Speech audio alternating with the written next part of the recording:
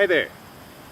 We're going to talk about Varroa mites today. I've got Paul Kozak here, the provincial apis for the province of Ontario.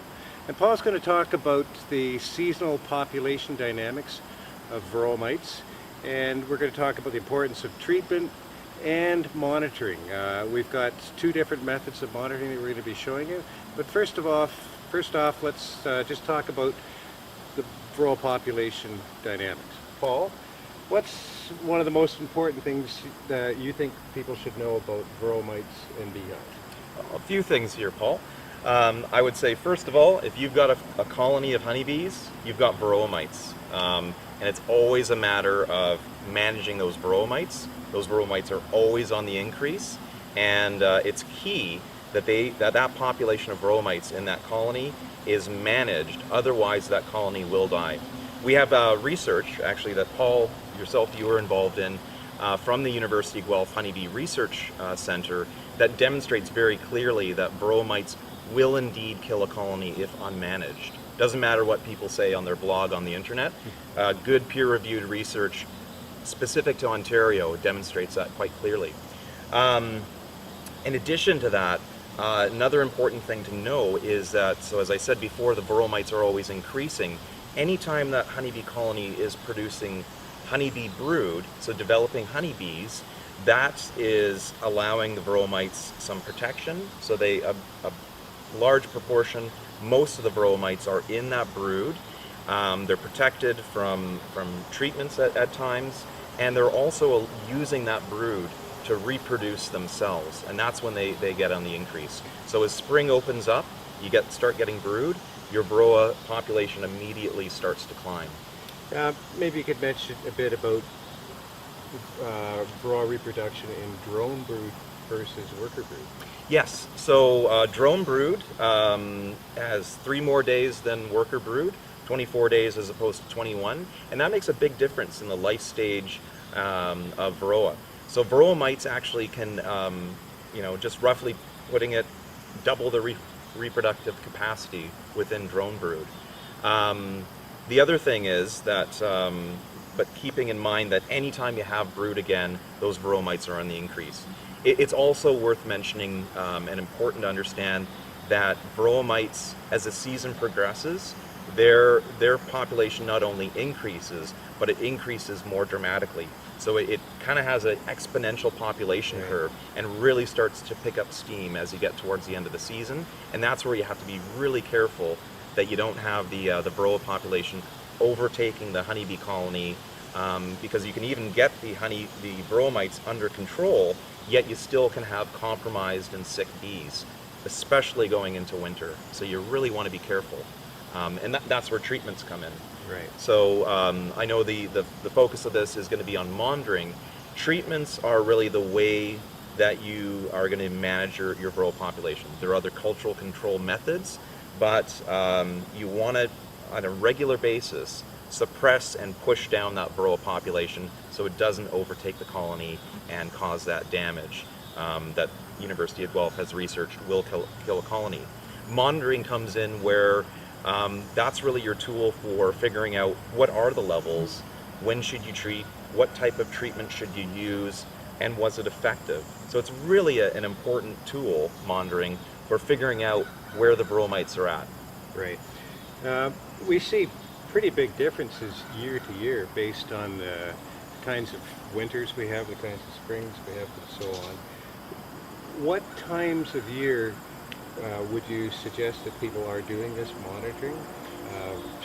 Because we don't really know what we have one year to the next. It's quite variable.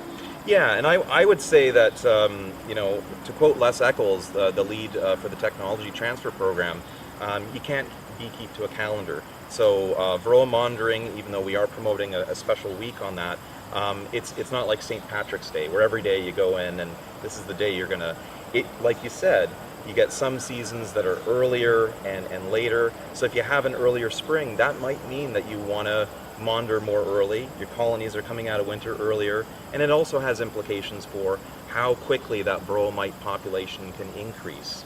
As you know, anytime you get brood rearing going, the Varroa mites are picking up their population. To put it very basically, I think that there's, you got your opportunity in spring, summer, and fall to monitor.